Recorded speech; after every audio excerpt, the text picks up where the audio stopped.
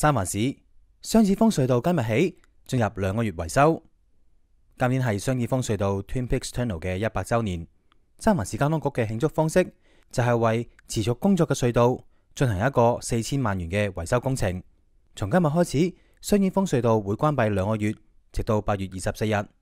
呢個工程對住喺或者工作喺日落區嘅市民影響最大，因為 K、L、M 3條 Muni 線都受影響，乘客要改搭其他嘅運輸工具，例如巴士、捷運或者係開車。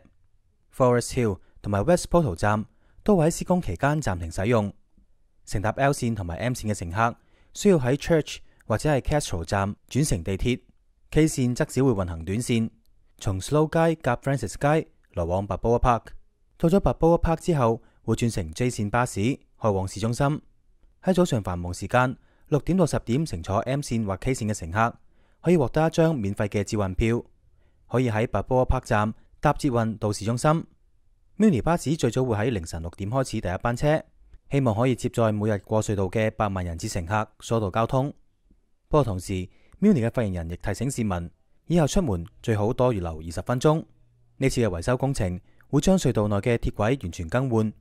之前嘅鐵軌因為老舊問題，導致輕軌車行經時要減速，並且仲會好震。另外，隧道內嘅牆壁等亦都會加固或者重建。天下衛視記者雷賢錦報道。